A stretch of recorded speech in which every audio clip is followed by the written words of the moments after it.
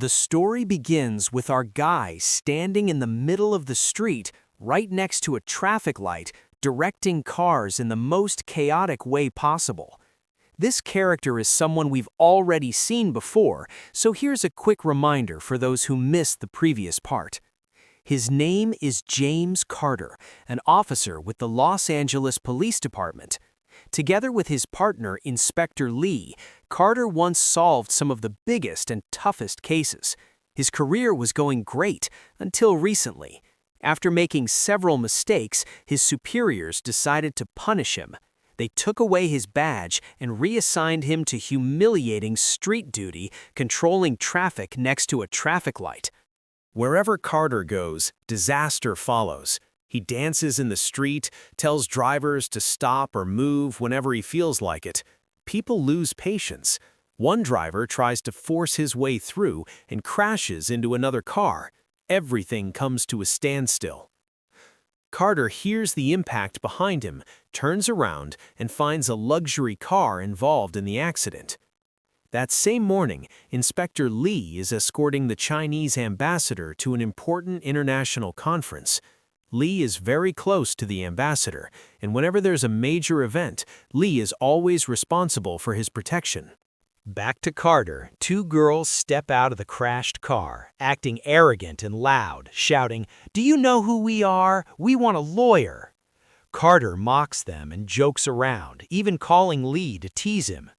Soon after we arrive at the conference, officials from all over the world have gathered to discuss how to stop global smuggling operations that have been going on for more than 500 years. The head of the International Criminal Court takes the stage and announces shocking news. After years of investigation, they have finally identified the mastermind behind everything, a mysterious figure known as Shai Shen. The room explodes. Some claim Shai Shen isn't real. Others demand explanations. Before he can continue, a sniper fires. The Chinese ambassador is shot. Panic erupts everywhere. Lee reacts immediately, stopping the bleeding and chasing the sniper. The shooter escapes down a building using a rope. Lee follows him through alleys and rooftops, but the sniper manages to escape. Meanwhile, Carter hears about the attack and rushes toward the scene. By pure coincidence, he ends up chasing the same sniper. After a wild pursuit through garages and narrow streets, Carter finally corners him. The sniper turns around. It's Kenny. Lee freezes. Kenny is his brother. They aim their guns at each other. Kenny knows Lee won't shoot him. Kenny fires first and escapes. Later, at the hospital, the ambassador survives surgery. Carter's boss explodes with anger, yelling at him for stealing a car and causing chaos across the city. Carter tries to explain, but no one listens. That's when the ambassador's daughter, Sue Young, arrives. She gives Lee a key and tells him there's something important hidden in her gym locker. It's the famous dialogue, "Who are you?" When Carter and Lee go to retrieve it, they discover it's already been stolen. A warning is left behind. You'll end up like your father. Now they realize Sue Young is the real target. At the hospital, armed men attack. Carter and Lee fight them off in an intense shootout, managing to protect Sue Young. They capture one of the gang members, who eventually gives them a lead. Roosevelt Street, number 50. The trail leads them to Paris. As soon as they land, French police arrest and interrogate them brutally. After being released, battered and confused, they take a taxi to the address. List movie synopsis. The location turns out to be a casino.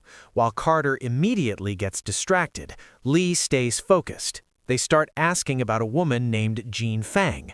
They find her, but assassins attack. After a brutal fight in her room, Jean Fang escapes, leaving Carter and Lee barely alive. Later, Jean Fang reveals the shocking truth.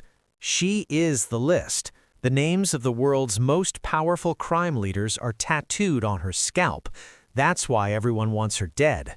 They hide at the taxi driver's house, but betrayal soon follows. The head of the International Criminal Court is exposed as corrupt and part of the criminal organization.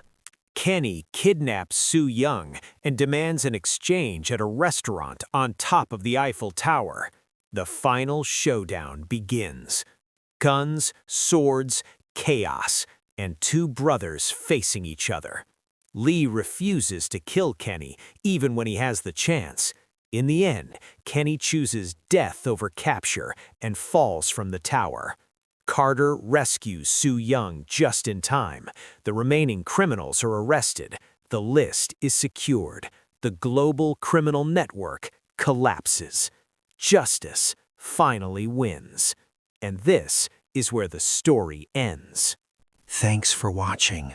If you enjoyed this, don't forget to subscribe.